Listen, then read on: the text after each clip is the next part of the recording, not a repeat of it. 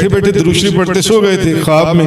حضور نے خواب میں روٹی دی, وہ آدھی روٹی انہوں نے کھائی, ایک دم آنکھ کھل گئی. جب آنکھ کھلی تو باقی آدھی روٹی ان کے ہاتھ میں موجود تھی. اب جب میری آنکھ لگی تو میں نے دیکھا سامنے روضہ رسول کا دروازہ کھلا اور نبی کریم صلی اللہ علیہ وسلم آپ کے ہاتھوں میں ایک کھجور کا ڈبہ ہے, کھجوروں کا ڈبہ ہے, اتنا چوڑا اور اتنا اونچا, اور فل کھجوروں سے بھرا ہوا ہے. اور حضور کسی شخص کو وہ کھجوروں کا ڈبہ دے رہی ہیں اور اس کو فرما رہی ہیں. اب میں میری آنکھ لگ میں خواب میں دیکھ رہا ہوں, حضور اس شخص کو نا میری طرف اشارہ کرتے ہوئے فرما رہی ہیں اس طرح, فرمایا یہ ڈبہ نا وہ اس کو دے دو جا کر.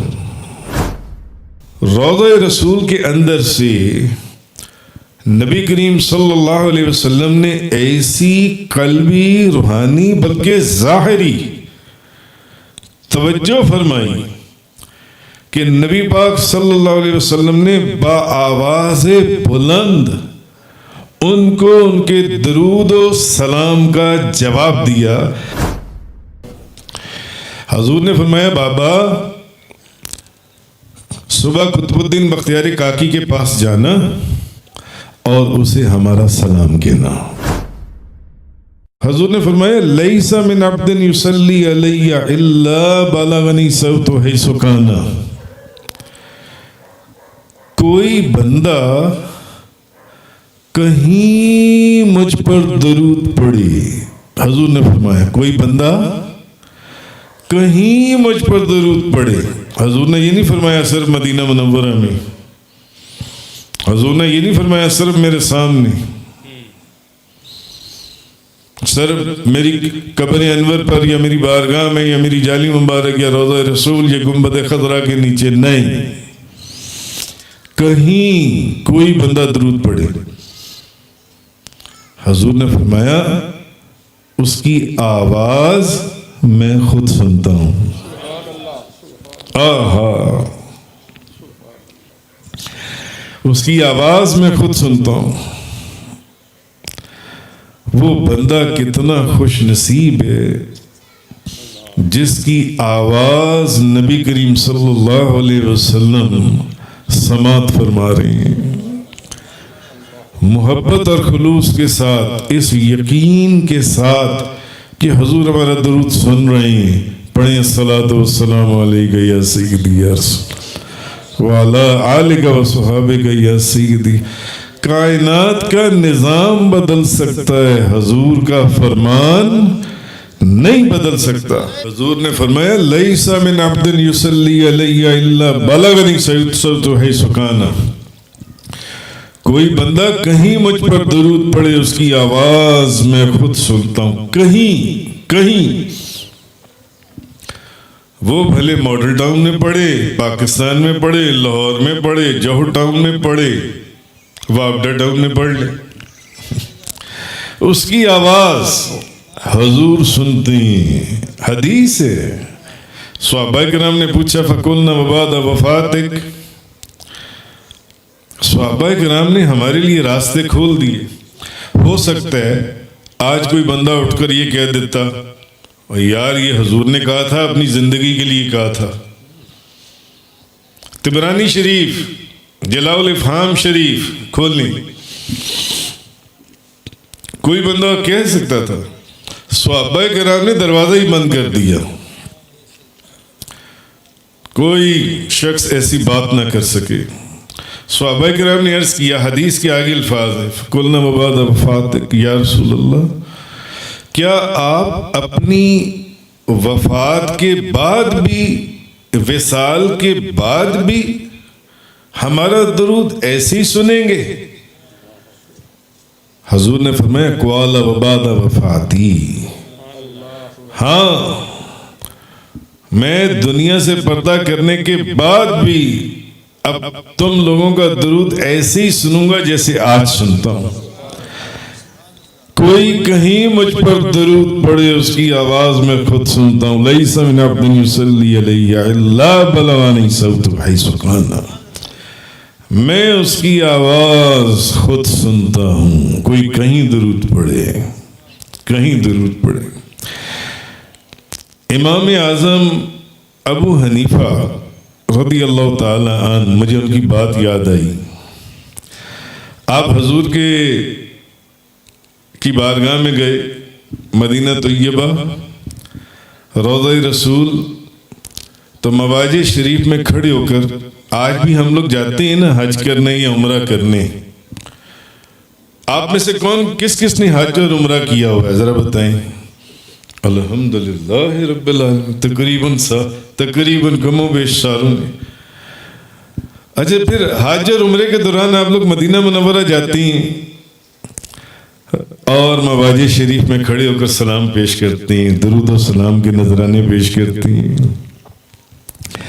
نبی پاک صلی اللہ علیہ وسلم، امام اعظم ابو حنیفہ گئے اور جالی مبارک کے سامنے کھڑے ہو کر نا مواجہ شریف کے اندر امام اعظم ابو حنیفہ رضی اللہ تعالی عنہ فرمانے لگے، الصلاۃ والسلام علیک یا سید المرسلین وعلی آلک وصحابک یا امام المتقین. امام اعظم ابو حنیفہ نے اس طرح سلام پیش کیا، الصلاۃ والسلام علیک یا سید المرسلین وعلی آلک وصحابک یا امام المتقین. روضہ رسول کے اندر سے نبی کریم صلی اللہ علیہ وسلم نے ایسی قلبی، روحانی بلکہ ظاہری توجہ فرمائی کہ نبی پاک صلی اللہ علیہ وسلم نے با آواز بلند ان کو ان کے درود و سلام کا جواب دیا جب انہوں نے کہا الصلاۃ والسلام علیک یا سید المرسلین وعلی آلک وصحابک یا امام المتقین. اندر سے آواز آئی نبی کریم صلی اللہ علیہ وسلم کی، وعلیکم السلام یا امام المسلمین، اے مسلمانوں کے امام، اور تجھے میرا بھی سلام ہو، اللہ تجھے سلامت رکھے، اللہ تجھے سلامت رکھے. تو اب وہ حدیث آپ کو سمجھ میں آ گئی ہوگی جو میں نے جلاء الافہام اور طبرانی شریف کے حوالے سے آپ کے سامنے حضرت ابو درداء کی میں نے بیان کی کہ حضور نے فرمایا لیس من عبد یصلی علی الا بلغنی صوت حیث کان. کوئی بندہ کہیں مجھ پر درود پڑے اس کی آواز میں خود سنتا ہوں، اس کی آواز میں خود سنتا ہوں. ضروری نہیں ہے کہ مواجہ شریف. شیخ سعدی شیرازی کا ہم ایک واقعہ سنتے ہیں. کہاں شیخ سعدی شیرازی؟ شیراز کے اندر. شیراز کے اندر میں نے شیخ سعدی شیرازی کے مزار پر بھی حاضری دی ہے، شیراز میں. کہاں وہ امام سید شرف الدین بوصیری رحمۃ اللہ علیہ جب فالج ہوا تو وہ درود و سلام کا قصیدہ لکھا اور پھر وہ سارا واقعہ آپ لوگ جانتے ہیں، ہزاروں کتابوں میں وہ واقعہ لکھا ہوا ہے. تو شیخ سعدی شیرازی رحمۃ اللہ علیہ حضور کے آپ اللہ کے ولی بھی تھے، عالم دین بھی تھے، قرآن کو بھی جانتے تھے، حدیث کو بھی جانتے تھے، شعر خوانی بھی کرتے تھے. تو آپ نے یہ اشعار لکھے، یہ مشہور اشعار ہیں آپ کے. بلغ العلا بکمالہ کشف الدجا بجمالہ حسنت جمیع خصالہ. اب یہ لکھ دیے، چوتھا مصرع بن نہیں رہا تھا. چوتھا مصرع کہاں؟ شیراز، ایران. سارا دن سوچتے رہے بلغ العلا بکمالہ کشف الدجا بجمالہ حسنت جمیع خصالہ. یہ چوتھا آگے کوئی مصرع بن نہیں رہا، ذہن میں الفاظ بن نہیں رہے، چوتھا مصرع بن نہیں پا رہا، سوچی جا رہی ہیں. سارا دن گزر گیا، رات آ گئی، رات آ گئی. اب شیخ سعدی شیرازی اب سو گئے. جیسے ہی جسم کی آنکھیں سو گئیں دل کی آنکھیں کھل گئیں. دیکھا کہ نبی کریم صلی اللہ علیہ وسلم تشریف لے آئی. حضور آ گئے. سعدی آج کیا لکھ رہے تھے؟ بلغ اللہ بکمالہ کشف الدجى بجمالہ حسن جمیع خصالہ. اب سعدی خاموش. سعدی خاموش کیوں ہو؟ اور چوتھا مصرع فرمایا یا رسول اللہ چوتھا مصرع ہی سوچ رہا ہوں وہ مجھ سے بن نہیں پا رہا.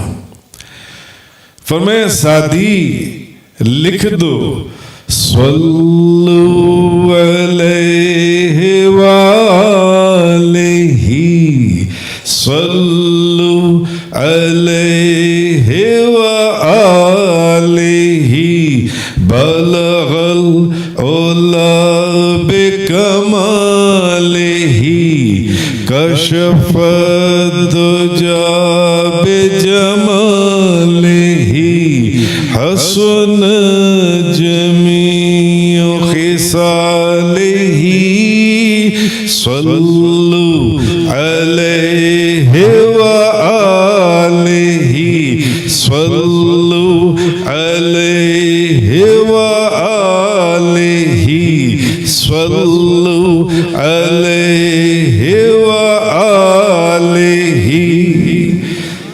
تو حدیث میں جو ہے کہ حضور نے فرمایا لیس من عبد یصلی علی الا بلغنی صوتہ حیث کان. کوئی بندہ کہیں مجھ پر درود پڑھے اس کی آواز میں خود سنتا ہوں. اس کی آواز میں خود سنتا ہوں. کوئی بندہ کہیں مجھ پر درود پڑھے کہیں مجھ پر درود پڑھے. اخبار الاخیار شریف کے اندر شیخ عبدالحق محدث دہلوی فرماتی ہیں. میں نے شیخ عبدالحق محدث دہلوی کے مزار پر بھی حاضری دی ہے دلی کے اندر. شیخ عبدالحق محدث دہلوی فرماتی ہیں خواجہ قطب الدین بختیار کاکی کا نکاح ہوا اور مشہور زمانہ کتاب اخبار الاخیار. اور شیخ عبدالحق محدث دہلوی صرف سنیوں کے بریلویوں کے بلکہ دیوبندیوں کے بھی بڑے زبردست بزرگ ہیں. دیوبندی وہ بھی شیخ عبدالحق محدث دہلوی کی بزرگی اور ولایت کو مانتے ہیں. شیخ عبدالحق محدث دہلوی نے اخبار الاخیار شریف کے اندر خواجہ قطب الدین بختیار کاکی کا واقعہ لکھا کہ خواجہ قطب الدین بختیار کاکی کی عادت تھی کہ وہ روزانہ رات کو سونے سے پہلے 3000 مرتبہ درود پڑھ کے سوتے تھے. 3000 مرتبہ درود پڑھ کر سوتے تھے. تو ان کی شادی ہوئی خواجہ قطب الدین بختیار کاکی کی. گھر میں رش تھا مہمانوں کا. لوگ آ جا رہے تھے. دور دراز کے شہروں سے لوگ آئے ہوئے تھے. خواجہ قطب الدین بختیار کاکی اب مہمانوں کے رش میں ان کے انتظام میں کھانے پینے ان کے ٹھہرانے میں مصروفیت کی وجہ سے ان کا ایک نہیں دو نہیں بلکہ 3 ناغے ہو گئے. 3 ناغے ہو گئے خواجہ قطب الدین بختیار کاکی کے. 3 دن وہ درود شریف نہ پڑھ سکے اور انہوں نے ساری زندگی کبھی ناغا نہیں کیا تھا. وہ 3000 مرتبہ درود پڑھ کے سوتے تھے. اب جب 3 ناغے ہو گئے تو تیسرے دن شیخ عبدالحق محدث دہلوی اخبار الاخیار شریف میں لکھتی ہیں کہ خواجہ قطب الدین بختیار کاکی. پہلے تو میں آپ کو یہ بتا دوں یہ ہیں کون. الحمدللہ میں نے سلطان الہند خواجہ غریب نواز کی بارگاہ میں اجمیر شریف بھی حاضری دی ہے. اور یہ پیر و مرشد کس کی ہیں؟ حضور بابا فرید الدین گنج شکر پاک پتن شریف والے. اب 3 ناگے ہو گئے. شادی کی مصروفیت، نکاح تھا، بارات تھی، ولیمہ تھا، مہمان آئے ہوئے تھے. تیسری رات شیخ عبدالحق محدث دہلوی اخبار الاخیار میں لکھتے ہیں ان کی گلی میں ایک بابا رہا کرتا تھا. بابا بوڑھا آدمی تھا. وہ رات کو سویا تو اس کو خواب میں نبی پاک صلی اللہ علیہ وسلم کی زیارت ہوئی. حضور نے فرمایا بابا صبح قطب الدین بختیاری کاکی کے پاس جانا اور اسے ہمارا سلام کہنا. جس شخص کو اللہ یا اللہ کا رسول سلام بھیجیں، میں ایسے بزرگوں کو جانتا ہوں جن کو کبھی اللہ نے سلام بھیجا اور کبھی اللہ کے رسول نے سلام بھیجا. اس کی سلامتی اور بزرگی اور ولایت کا کیا کہنا. فرمایا بابا صبح، وہ بابا ان کی گلی میں رہتا تھا، ہمسایہ تھا. فرمایا صبح قطب الدین بختیاری کاکی کے پاس جانا اور اسے ہمارا سلام کہنا، اور کہنا جو تحفہ تم ہر روز رات کو سونے سے پہلے ہمیں بھجوایا کرتے تھے، 3 دن سے وہ تحفہ ہماری بارگاہ میں نہیں پہنچا. 3 دن ہو گئے وہ تحفہ میری بارگاہ میں نہیں پہنچا. بھائی تحفہ آنے سے خوشی، تحفہ نہ آئے تو خوشی نہیں ہو سکتا، تھوڑا سا ناراضگی کا عنصر آ جائے. مگر یہ کیسا تحفہ ہے کہ حضور اس کے اوپر بھی سلام بھیج رہی ہیں اور فرما رہے ہیں کہ دیکھو اس کو میرا سلام دینا اور کہنا 3 دن سے وہ تحفہ میری بارگاہ میں نہیں پہنچا. بابے نے پوچھا، اس نے کہا کہ یا رسول اللہ مجھے یہ تو بتائیں قطب الدین آپ کو ہر روز رات کو کون سا تحفہ بھیجتا ہے کہ جس کے نہ پہنچنے پر آپ اس کو سلام بھیج رہی ہیں.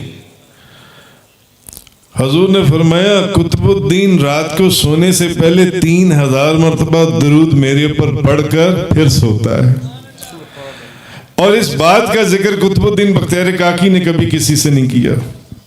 اب صبح ہوئی تو بابا خواجہ قطب الدین بختیاری کاکی کے دروازے پر، ہمسایہ تھا، جا کے دروازہ کھٹکھٹایا. خواجہ قطب الدین بختیاری کاکی آئے. السلام علیکم. وعلیکم السلام ورحمۃ اللہ وبرکاتہ. میں آپ کے پاس کسی کا پیغام لایا ہوں. کس کا؟ تاجدار دو جہاں، شاہ سوار اللہ مقام، مالک زمین و آسمان، روح کن فکان، سید السادات، جوہر کائنات، جان حیات، منبع فیض و برکات، حضور پر نور، شافی یوم النشور، حبیب رب غفور، رسول خدا، شاہ خدا، نور خدا، احمد مشتبہ، حضرت محمد مصطفیٰ صلی اللہ تعالی علیہ وآلہ وسلم آپ کا سلام لے کر آیا ہوں. فرمایا خواجہ قطب الدین، بھائی بابا کیا دلیل ہے کہ تمہیں نبی پاک صلی اللہ علیہ وسلم نے میرے پاس بھیجا ہے؟ حضرت مجھے نبی پاک صلی اللہ علیہ وسلم نے بتایا کہ 3 دن ہو گئے جو تحفہ آپ نبی پاک صلی اللہ علیہ وسلم کی بارگاہ میں بھیجتے تھے وہ ان کو نہیں ملا. اور مجھے نبی پاک صلی اللہ علیہ وسلم نے یہ بھی بتا دیا کہ وہ تحفہ درود پاک کا ہے، درود پاک کا. خواجہ قطب الدین بختیاری کاکی انہوں نے تو اس راز کو کبھی کسی کے سامنے اس کا اظہار ہی نہیں کیا تھا کہ وہ روزانہ رات کو 3000 مرتبہ درود شریف پڑھ کر سوتی ہیں. بلغ اللہ بکمالہ کشف الدجا بجمالہ حسن جمیع خصالہ صلو علیہ وآلہ صلو علیہ وآلہ صلو صلوا علیہ وآلہ. جیسے انہوں نے حضور کا میلاد سجایا. فہیم ایجاز. ویسے تو یہ خوش قسمت لوگ ہیں وہ لوگ خدا شاہد قسمت کے سکندر ہیں جو سرور عالم کا میلاد سجاتے ہیں. انہوں نے آپ کو بلایا, آپ یہاں مہمان بن کر آئے اور یہ یہاں پر میزبان ہیں, اور میں دیکھ رہا ہوں کہ دونوں طرف بفے کی سائفن ڈشز لگی ہوئی ہیں, پلیٹیں بھی پڑی ہیں, چمچ بھی پڑی ہیں. ہم مہمان ہیں, یہ میزبان ہیں. مہمان کے کھانے اور پینے کا انتظام میزبان کرتا ہے. ایسا ہی ہے نا؟ یا آپ اپنا کھانا ساتھ خود لے کر آئیں گے کہ وہاں جائیں گے اور خود بھی کھائیں گے اور ان کو بھی کھلائیں گے؟ ایسا نہیں, میزبان کرتا ہے نا انتظام جو ان سے. علامہ امام یوسف نبہانی رحمۃ اللہ علیہ وہ اپنی کتاب میں ایک بزرگ ہوئے امام حماد ابو الخیر الاقطع رحمۃ اللہ علیہ. امام یوسف نبہانی نے یہ واقعہ لکھا ہے اپنی کتاب کے اندر. انہوں نے لکھا ہے کہ وہ مدینہ منورہ گئے. جب مدینہ منورہ گئے نا تو ہوا یہ کہ جب ہم سفر پر جاتے ہیں تو اپنے ساتھ زاد راہ تو رکھتے ہیں نا. کوئی 10,000, کوئی لاکھ, کوئی 2 لاکھ, کوئی 5 لاکھ ساتھ لے کے جاتا ہے. ظاہر ہے وہاں پر ٹرانسپورٹ کا بھی خرچہ چاہیے, آپ کو صبح کا بریک فاسٹ بھی کرنا ہے, لنچ بھی کرنا ہے, برنچ بھی کرنا ہے, ڈنر بھی کرنا ہے, چائے بھی پینی ہے, کھانا زیادہ رات ساتھ چاہیے. وہ کہتے ہیں امام حماد ابو الخیر الاقطع رحمۃ اللہ علیہ, ان کا جو زیادہ راہ تھا جو بھی تھا وہ ختم ہو گیا. اب نہ کھانے کے پیسے نہ پینے کے پیسے.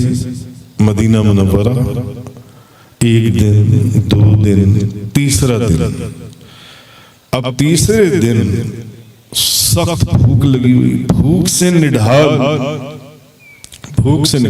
بھئی ہم 12 گھنٹے کا روزہ رکھتے ہیں تو شام کو افطاری کے وقت آپ ہماری حالت دیکھ لیں. جس وقت افطاری کے وقت دعا قبول ہوتی ہے, ہماری نگاہیں دعا کی قبولیت کی بجائے اس کی رحمت کی بجائے افطاری کے وقت پکوڑوں کے اوپر, دہی بھلے کے اوپر, فروٹ چاٹ کے اوپر, سموسوں کے اوپر, کچوریوں کے اوپر لگی ہوتی ہے. ایسا ہی ہے نا؟ 12 گھنٹے 24 گھنٹے, 1 دن 2 دن, تیسرے دن ہماری پیٹ کی کیا حالت ہوگی؟ اب تیسرا دن انہوں نے کہا کسی کے آگے ہاتھ نہیں پھیلانا. انہوں نے کہا کیونکہ ہم نے کتابوں میں حدیثوں میں پڑھ, مدینہ منورہ میں آنے والا جو بندہ ہے وہ تو حضور کا ڈائریکٹ مہمان ہے, تو میرے میزبان تو حضور ہیں, تو میں حضور کے پاس کیوں نہ جاؤں؟ امام حماد ابو الخیر الاقطع رحمۃ اللہ, آپ جلدی سے نہ آ گئے. مسجد نبوی باب السلام سے داخل, مواج شریف میں کھڑے ہو کر ایک کونے میں بیٹھ کر درود شریف پڑھنے لگ گئے. اور امام یوسف نبہانی رحمۃ اللہ علیہ یہ واقعہ اپنی کتاب میں لکھتی ہیں. اب درود شریف پڑھ رہے ہیں, درود پاک پڑھتے پڑھتے ان کی آنکھ لگ گئی. کبھی آپ میں سے کسی کو ایسا اتفاق ہوا ہو قرآن پاک پڑھتے پڑھتے آنکھ لگ جائے, درود پاک پڑھتے پڑھتے آنکھ لگ جائے؟ ہم تو بعض اوقات نماز پڑھتے پڑھتے اتحیات میں آنکھ لگ جاتی ہے, تو عشاء کی نماز کے بعد اٹھ کے فوراً تہجد بھی پڑھ لیتے ہیں. لوگ سمجھتے ہیں عشاء کی نماز ہی پڑھ لیں گے کیونکہ تہجد کے لیے سونا فرض ہے نا. اچھا خیر, ایسا ہوتا ہے نا کہ آپ کیا کہتے ہیں تلاوت کرتے ہوئے, درود پڑھتے ہوئے کبھی کسی کے ساتھ اتفاق ہوا ہو؟ بتائیں آپ میں سے کبھی کسی کے ساتھ اتفاق ہوا ہے؟ 1 2 3 4 5 بے شک 6 یہ اتفاق ہوتا ہے. آپ درود شریف پڑھ لیتے, درود شریف پڑھتے پڑھتے نا آپ کی آنکھ لگ گئی. تو اچھا درود شریف جب پڑھ رہے تھے نا تو آپ نے جالی مبارک کے سامنے کہا، فرمایا انا دیکھوں گا یا رسول اللہ، یا رسول اللہ میں آپ کا مہمان ہوں، میں آپ میرے میزبان ہیں، میں آپ کا مہمان ہوں، یعنی میں 3 دن ہو گئے میں بھوکا ہوں اور اب میرے سے بھوک برداشت سے باہر ہے۔ اچھا یہ کہا اور درود پاک پڑھتے پڑھتے ان کی آنکھ لگ گئی، ان کی آنکھ لگ گئی۔ اب جب آنکھ لگ گئی تو کاش ان بزرگوں کا صدقہ ہماری بھی آنکھ لگ جائے۔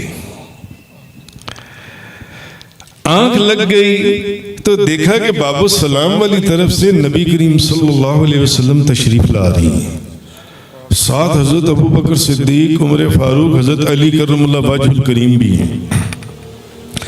حضرت علی جلدی سے آگے بڑھے اور خواب دیکھ رہی ہیں، خواب دیکھ رہے بیٹھے کہاں ہوئے؟ گنبد خضرا کے نیچے، کہ میں 3 دن سے تیسرا دن ہے مجھے بھوکا۔ حضرت علی فرماتے ہیں مرحبا بضیف رسول الرحمن، اٹھ اللہ کے رسول کے مہمان، اٹھ اللہ کے رسول تشریف لے آئے ہیں، تجھے مبارک ہو، اللہ کے رسول تشریف لے آئے ہیں، اٹھ۔ وہ خواب میں دیکھ رہے ہیں کہ نبی پاک صلی اللہ علیہ وسلم تشریف لائے ہیں باب السلام کی طرف سے، اور حضور نے آ کر ان کو گلے سے لگایا، ماتھا چوما اور ایک روٹی ان کو دی، ایک روٹی ان کو دی۔ اب وہ خواب میں روٹی کھا رہی ہیں، خواب میں روٹی کھا رہی ہیں۔ ابھی آدھی روٹی کھائی تھی، آدھی روٹی کھائی۔ آپ کو پتہ ہے مواجہ شریف کے اندر رش ہوتا ہے، بندے ٹکرا رہے ہوتے ہیں، اچانک کوئی لگا، ابھی خواب میں آدھی روٹی کھائی تھی، کیونکہ وہ تو بیٹھے بیٹھے درود شریف پڑھتے سو گئے تھے خواب میں۔ حضور نے خواب میں روٹی دی، وہ آدھی روٹی انہوں نے کھائی، ایک دم آنکھ کھل گئی۔ جب آنکھ کھلی تو باقی آدھی روٹی ان کے ہاتھ میں موجود تھی۔ نعرہ تکبیر، نعرہ رسالت، بلغ اللہ بکمالہ کشف الدجا بجمالہ حسن جمیع خصالہ صلو علیہ وآلہ صلو علیہ وآلہ صلو علیہ وآلہ۔ آہا، کون کہتا ہے کہ حضور کی بارگاہ سے کسی کو کچھ ملتا نہیں؟ نہیں، ماد واہ کیا جود و کرم ہے شہ بطحا تیرا، نہیں سنتا ہی نہیں مانگنے والا تیرا۔ آخری بات، آخری بات، 23 جون 2012، یہ تو تھے واقعات کتابوں میرے حضور قبلہ کعبہ بابا جی صاحب رحمت اللہ علیہ فرمایا کرتے تھے، لوگ تو کتابیں پڑھ کے نہیں سمجھتے، ہم نے کھلی آنکھوں سے نظارے کی نبی کریم صلی اللہ علیہ وسلم کی عطا۔ 23 جون 2012 بندہ ناچیز مدینہ منورہ میں اور مغرب کا وقت، مغرب کی نماز کے بعد مغرب کی نماز پڑھ لی۔ اب میں چھتریوں والے سین میں، چھتریوں والا سین کس نے دیکھا ہوا ہے؟ ساروں نے، وہ پہلا سین جو ہے جہاں سے گنبد خضرا سامنے نظر آتا ہے، میں وہاں بیٹھا ہوا، مغرب کی جماعت ہو گئی ہے، اب میں بیٹھ کرنا عشاء تک میں درود و سلام پڑھ لوں، آنکھیں بند کر کے نا درود و سلام پڑھ لوں. پڑھتے پڑھتے میری آنکھ لگ گئی اور میرے ساتھ اس وقت 15-20 دوست بھی تھے. اچھا اب میری آنکھ لگ گئی تو میں نے دیکھا کہ سامنے روضہ رسول کا دروازہ کھلا ہے اور نبی کریم صلی اللہ علیہ وسلم آپ کسی شخص کو اتنا بڑا اور اتنا اونچا اتنا چوڑا کھجوروں کا ڈبہ دے رہی ہیں. یہ غور سے سنیں بات، وہ تو میں نے آپ کو کتاب کی بات بتائی نا، امام یوسف نبھانی رحمت اللہ علیہ کی، یا اخبار الاخیار شریف کی بات بتائی. مغرب کی جماعت ہو چکی ہے اور میں بیٹھا روضہ رسول کے سامنے چھتریوں والے سین میں درود و سلام پڑھ لوں اور پڑھتے پڑھتے مراقبے میں میری آنکھ لگ گئی. اب جب میری آنکھ لگی تو میں نے دیکھا سامنے روضہ رسول کا دروازہ کھلا اور نبی کریم صلی اللہ علیہ وسلم آپ کے ہاتھوں میں ایک کھجور کا ڈبہ ہے، کھجوروں کا ڈبہ ہے، اتنا چوڑا اور اتنا اونچا اور فل کھجوروں سے بھرا ہوا ہے. اور حضور کسی شخص کو وہ کھجوروں کا ڈبہ دے رہی ہیں اور اس کو فرما رہی ہیں. اب میں میری آنکھ لگ میں خواب میں دیکھ رہا ہوں، حضور اس شخص کو نا میری طرف اشارہ کرتے ہوئے فرما رہی ہیں اس طرح، فرمایا یہ ڈبہ نا وہ اس کو دے دو جا کر. اور میں سویا ہوں، میں دیکھ رہا ہوں یہ منظر، بیٹھا ہوں لیٹا نہیں ہوا تھا، بیٹھا ہوا تھا. اچھا یہ میں نے منظر دیکھا. حضور کیا فرما رہی ہیں کہ وہ ایک بندہ بیٹھا ہوا ہے، اس کو جا کے یہ کھجوروں کا ڈبہ دے دو.